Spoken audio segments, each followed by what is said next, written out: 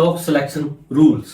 क्या आपको याद है वो समय जब लोग सिर्फ अखबार या दोस्तों की सलाह पर शेयर खरीद लिया करते थे? कोई रिसर्च नहीं, कोई डाटा नहीं, बस अरे ये स्टॉक ले लो, दुगना हो जाएगा। बहुतों ने पैसा बनाया, लेकिन उससे भी ज्यादा लोगों ने सब खो दिया।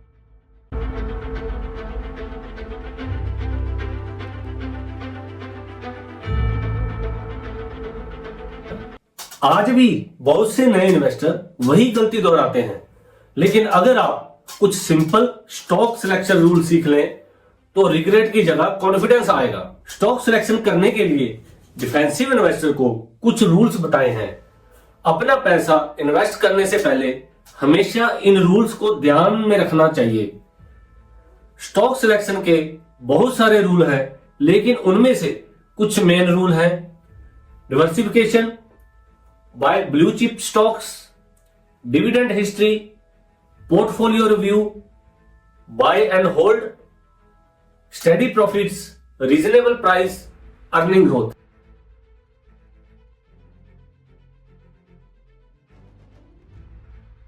तो चलिए इन रूल्स को डीकोड करते हैं। The first rule of stock selection is diversification. Benjamin Graham कहते हैं, अपने पोर्टफोलियो को हमेशा डिवर्सिफाई रखो।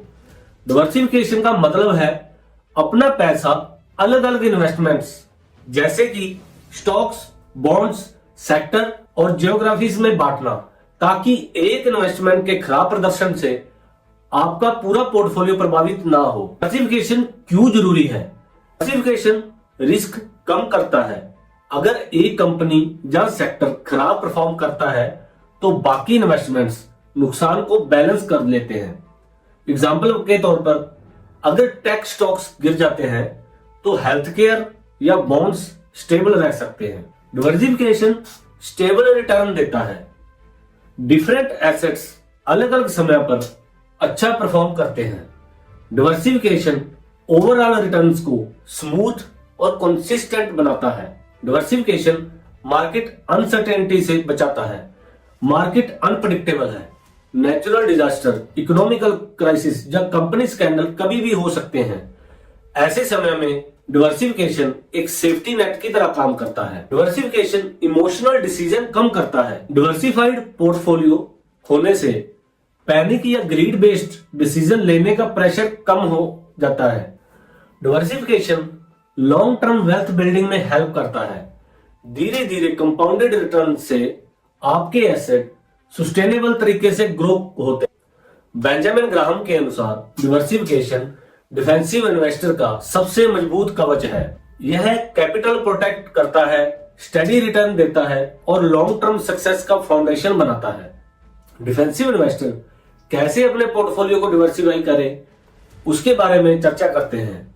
तो चलिए, डिफेंसिव इन्वेस्टर अलग अलग एसेट क्लास में निवेश करें। स्टॉक्स ग्रोथ पोटेंशियल के लिए, बॉन्ड्स स्टेबिलिटी और स्टडी इनकम के लिए, cash fixed deposit emergency need और लिक्विडिटी के लिए। ऑप्शनल में आप रियल एस्टेट या गोल्ड जैसी अल्टरनेटिव एसेट्स भी जोड़ सकते हैं। डिफेंसिव इन्वेस्टर को अपने पोर्टफोलियो को डिफरेंट इंडस्ट्रीज और सेक्टर्स में फैलाना चाहिए, जैसे technology, health care, consumer goods, energy जैसे डिफरेंट सेक्टर्स चुने। अगर एक सेक्टर गिरता है तो दूसरा सेक्टर लॉस को बैलेंस कर सकता है। डिफेंसिव इन्वेस्टर को मिक्स जियोग्राफी में इन्वेस्ट करना चाहिए। सिर्फ लोकल कंपनी पर डिपेंड न रहे। इंटरनेशनल या ग्लोबल इंडेक्स फंड्स लें, ताकि एक कंट्री के इकोनॉमिक इशू आपका पूरा पोर्टफोलियो प्रभावित न करें। डिफेंसिव इन्वेस्टर इंडेक्स फंड्स या ईटीएफ का उपयोग करें। लो कॉस्ट इंडेक्स फंड और ईटीएफ से आसानी से वाइड डिवर्सिफिकेशन मिलती है। बिगिनर के लिए यह सबसे सरल तरीका है। Defensive investor number of stock select करें। बेंजामिन ग्राहम के अनुसार 10 से 30 स्टॉक्स एडिक्वेट डिवर्सिफिकेशन के लिए सही है। डिवर्सिफिकेशन रिस्क को फैलाता है, रिटर्न्स को स्टेबल बनाता है और लॉन्ग टर्म वेल्थ क्रिएशन के लिए स्ट्रॉन्ग फाउंडेशन देता है। यह डिफेंसिव इन्वेस्टर का सबसे भरोसेमंद सेफ्टी टूल है। Rule number 2, buy blue chip stocks. Benjamin Graham कहते हैं कि डिफेंसिव इन्वेस्टर को हमेशा large, prominent, conservatively financed company यानी बड़ी, मशहूर, फाइनेंशियली स्टेबल कंपनीज को ही सिलेक्ट करना चाहिए।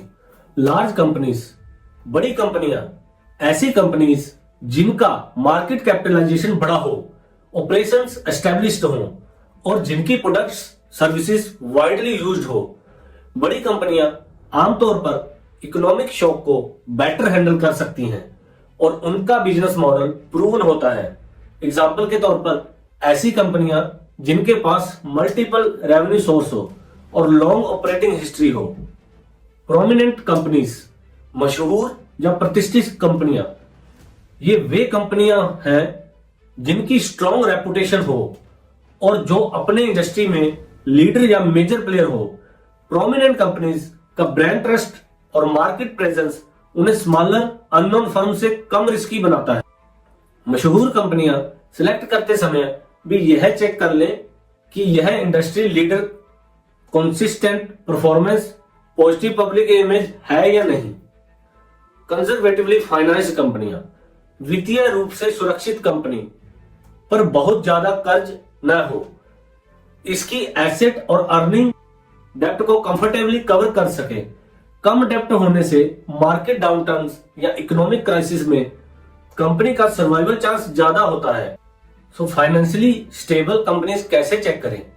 हमेशा डेप्ट टू इक्विटी रेशियो देखें और करंट एसेट्स और करंट लायबिलिटीज को देखें। डेप्ट टू इक्विटी रेशियो कम हो, 0.5 से लेकर 1 डेप्ट टू इक्विटी रेशियो में कंपनी हेल्दी ग्रोथ देती है। 1 और 2 के बीच है तो बैलेंस ग्रोथ होती है और अगर 2 से ऊपर है तो हायर फाइनेंशियल रिस्क होता है। Current assets more than current liabilities, current ratio more than और इक्वल टू 2 होना चाहिए।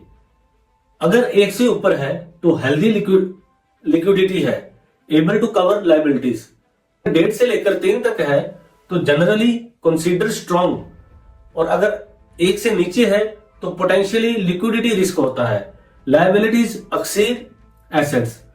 और अगर 3 से ऊपर है could mean under utilized asset, too much cash और inventory sitting idle. Interest payment आसानी से अर्निंग से कवर हो। बेंजामिन ग्राहम के अनुसार डिफेंसिव इन्वेस्टर को छोटी या हैविली इंडेप्टेड कंपनीज से बचना चाहिए। बड़ी, प्रोमिनेंट और फाइनेंशियली स्ट्रॉन्ग कंपनीज चुनने से रिस्क कम हो जाता है, अर्निंग ज्यादा प्रेडिक्टेबल होती है, लॉन्ग टर्म स्टडी रिटर्न की संभावना होती है। Rule number 3, defensive investor should definitely check the dividend history of company. Dividend record का मतलब है कि एक कंपनी ने कितने समय से लगातार अपने शेयर होल्डर को डिविडेंड प्रॉफिट का हिस्सा दिया है। बेंजामिन ग्राहम के अनुसार डिफेंसिव इन्वेस्टर को ऐसी कंपनीज चुननी चाहिए जिनका लंबा और भरोसेमंद डिविडेंड पेमेंट हिस्ट्री हो, कम से कम 20 साल। वाई इट मैटर, क्यों जरूरी है? डिविडेंड्स फाइनेंशियली स्टेबिलिटी को संकेत करता है। रेगुलर डिविडेंड्स दिखाते हैं कि कंपनी का बिजनेस मॉडल मजबूत और प्रॉफिट कंसिस्टेंट है। डिविडेंड कंपनी के शेयर होल्डर फ्रेंडली बिहेवियर दर्शाता है। डिविडेंड देने वाली कंपनीज अपने इन्वेस्टर को महत्व देती हैं और उनके साथ अर्निंग शेयर करती हैं। Dividend income during market volatility, जब मार्केट गिरता है तब भी dividend payment study cash flow देते हैं। लोअर रिस्क इंडिकेटर, लंबा डिविडेंड हिस्ट्री दिखाता है कंपनी ने टफ इकोनॉमिक कंडीशन में भी शेयर होल्डर को पे आउट किया। डिफेंसिव इन्वेस्टर डिविडेंड हिस्ट्री को कैसे चेक करे? कंपनी की एनुअल रिपोर्ट्स या फाइनेंशियल वेबसाइट्स पर डिविडेंड हिस्ट्री देखे। लगातार पे आउट में बड़ी कट्स या गैप्स ना हो। कम से कम 20 सालों से लगातार डिविडेंड देने वाली कंपनीज चुने। बेंजामिन ग्राहम के अनुसार long term consistent dividend record वाली कंपनीज डिफेंसिव इन्वेस्टर के लिए ज्यादा भरोसेमंद होती हैं। यह स्टेबिलिटी, डिसिप्लिन और शेयर होल्डर वैल्यू पर फोकस का संकेत है। Buy and hold for long term और अवॉइड फ्रीक्वेंट ट्रेडिंग, बार बार ट्रेडिंग से बचे। डिफेंसिव इन्वेस्टर को बार बार बाइंग एंड सेलिंग करने से बचना चाहिए। बेंजामिन ग्राहम कहते हैं कि डिफेंसिव इन्वेस्टर को बाय एंड होल्ड स्ट्रेटजी अपनानी चाहिए, यानी अच्छी क्वालिटी स्टॉक खरीदे और लंबे समय तक रखें। बाइंग एंड सेलिंग से इसलिए बचना चाहिए क्योंकि बार बार खरीदी बिक्री से ब्रोकरेज फीसिस और टैक्सेस बढ़ जाते हैं, जिससे प्रॉफिट कम हो जाते हैं। शॉर्ट टर्म न्यूज या प्राइस मूवमेंट्स देखकर जल्दी जल्दी एक्शन लेना मिस्टेक्स का कारण बनता है। मार्केट को सही समय पर प्रेडिक्ट करना मुश्किल है। गलत टाइमिंग से लॉस हो सकता है और लॉन्ग टर्म होल्डिंग से जो कंपाउंडिंग ग्रोथ मिलती है, फ्रीक्वेंट ट्रेडिंग उसे कम कर देती है। बेटर अप्रोच, बेहतर तरीका यही है, buy and hold strategy. Quality companies या इंडेक्स फंड में इन्वेस्ट करें और लंबे समय तक रखें। पोर्टफोलियो को साल में एक बार रिव्यू करें, बार बार नहीं। फ्रीक्वेंट ट्रेडिंग एक्साइटमेंट दे सकता है, लेकिन बेंजामिन ग्राहम के अनुसार यह रिस्क बढ़ाता है और रिटर्न घटाता है। डिफेंसिव इन्वेस्टर के लिए पेशेंस, डिसिप्लिन और लॉन्ग टर्म फोकस सबसे जरूरी है। पोर्टफोलियो रिव्यू, पोर्टफोलियो समीक्षा। पोर्टफोलियो रिव्यू का मतलब है अपनी इन्वेस्टमेंट की नियमित जांच और मूल्यांकन करना। कितना रिस्क है, रिटर्न सही दिशा में जा रहे हैं या नहीं, और एसेट एलोकेशन जैसे स्टॉक्स वर्सेस बॉन्ड्स अपने गोल्स के अनुरूप है या नहीं। व्हाई इट इज इंपॉर्टेंट, क्यों जरूरी है। नंबर 1, मेंटेन बैलेंस, संतुलन बनाए रखना। समय के साथ कुछ इन्वेस्टमेंट्स ज्यादा ग्रो हो सकते हैं और आपका एसेट एलोकेशन बिगड़ सकता है। रिव्यू करके आप इसे रीबैलेंस कर सकते हैं। नंबर 2, आइडेंटिफाई वीक इन्वेस्टमेंट्स, कमजोर निवेश पहचानना। खराब परफॉर्मेंस जब फंडामेंटल बिगड़ने पर जरूरी बदलाव कर सकते हैं। Number 3, stay on track with goals, लक्ष्य पर टिके रहना।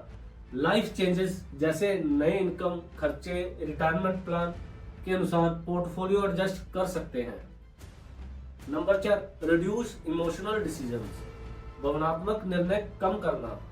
नियमित रिव्यू से पैनिक या हाइप में इंपल्सिव ट्रेड्स की जरूरत कम होती है। डिफेंसिव इन्वेस्टर पोर्टफोलियो रिव्यू कैसे करें? साल में एक बार रिव्यू करें। ग्राहम के अनुसार बार बार बदलाव की जरूरत नहीं है। एसेट एलोकेशन चेक करें, 50-50 बैलेंस अभी भी सही है या नहीं। पुअर परफॉर्मेंस के फंडामेंटल्स एनालाइज करें, जरूरत पड़ने पर रीबैलेंस करें। हाई परफॉर्मेंस से कुछ प्रॉफिट निकालकर अंडरवेटेड एसेट्स में इन्वेस्ट करें। बेंजामिन ग्राहम के अनुसार annual portfolio review defensive investor के लिए पर्याप्त है। फ्रीक्वेंट ट्रेडिंग से बचें, simple discipline check long term success के लिए काफी है। Rule number 6, steady profit check करें, स्थिर मुनाफा होना चाहिए। कंपनी का पिछले 10 साल में हर साल कंपनी ने प्रॉफिट कमाया हो। रूल नंबर 7, अर्निंग ग्रोथ, पिछले 10 सालों में कंपनी की कमाई कम से कम 30% बढ़ी हो। रूल नंबर 8, रीजनेबल प्राइस, उचित कीमत पर स्टॉक खरीदना चाहिए। स्टॉक बहुत महंगा ना हो, पी रेशियो लगभग 15 से कम हो और पीबी रेशियो 1.5 से कम होना चाहिए। तो अब सवाल ये है, आप किस इन्वेस्टर टीम में हैं? क्या आप अभी भी अंदाजे पर स्टॉक चुनते हैं, या आप वो इन्वेस्टर बनेंगे जो डाटा और रूल्स से स्ट्रॉन्ग डिसीजन लेता है? कमेंट्स में बताइए आपका पहला स्टॉक कौन सा था और आपने वो क्यों चुना था। और अगर आप चाहते हैं कि आपके आने वाले इन्वेस्टमेंट्स सिर्फ किस्मत पर नहीं बल्कि स्ट्रेटजी पर टिके हों, तो चैनल को सब्सक्राइब कीजिए, क्योंकि यहां हम रिग्रेट को पीछे छोड़कर ग्रोथ और कॉन्फिडेंस की तरफ बढ़ते हैं। तो आज की वीडियो हम यहीं पर अंत करते हैं। आशा करता हूं आप सभी अच्छे होंगे। तो अगली वीडियो में हम मिलते हैं।